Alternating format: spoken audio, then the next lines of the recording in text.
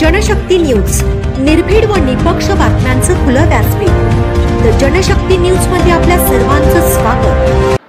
महाविद्यालयीन शिक्षण पूर्ण झाल्यानंतर अनेक विद्यार्थी स्पर्धा परीक्षेच्या मार्गाने जातात। तसेच अनेक विद्यार्थ्यांना परदेशी शिक्षण घेण्याची इच्छा असते। काही जणांना कौशल्य विकासाची इच्छा असते आणि महाविद्यालयांमध्ये शिकत असताना राज्य शासनाने जो सिलेबस घालून दिलेला आहे त्यानुसार ही मुलं शिकत असतात।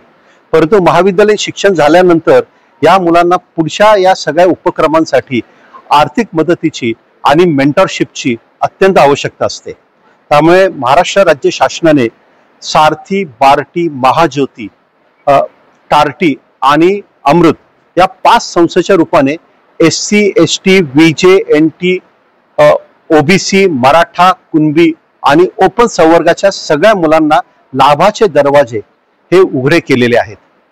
या संस्थांची आणि त्यातील योजनांची माहिती सांगली जिल्ह्यातील सगळ्या 57 कॉलेजेस मधील विद्यार्थ्यांना देण्यासाठी माननीय पालकमंत्री चंद्रकांत दादा पाटील साहेब यांच्या मार्गदर्शनाखाली आम्ही हा प्रकल्प आज सोमवारपासून 18 तारखेपर्यंत म्हणजे शुक्रवारपर्यंत आम्ही राबवत आहोत।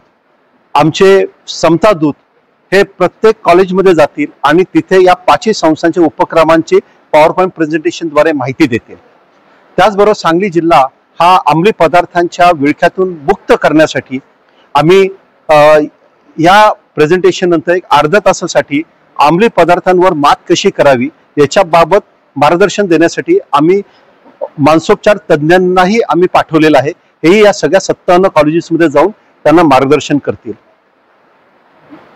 विजन डॉक्युमेंट 2028 तयार करण्याच्या दृष्टिकोनातून आणि सांगलीतील गुणवंत विद्यार्थ्यांची तसेच मेहनती, जिद्दी आणि आत्मविश्वास असलेल्या विद्यार्थींना भविष्यातली वाट दाखवून त्यांना आर्थिक पाठबळ देऊन सांगली जिल्हा हा या देशामध्ये चमकण्यासाठी आम्ही जो प्रयत्न करत आहोत त्याचा हा उपक्रम एक भाग आहे।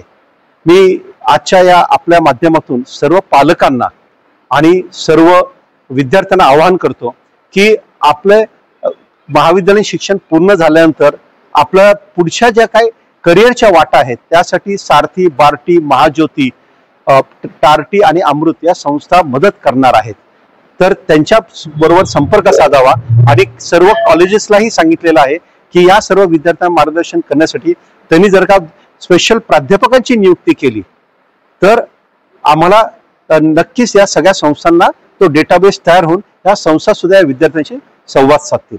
शेवटी एवढंच सांगतो, सांगली बहु चांगली, सांगलीच्या प्रगतीसाठी आपण सर्वांनी एकत्र येऊन आपण आपले योगदान देऊयात। धन्यवाद। जय हिंद, जय महाराष्ट्र।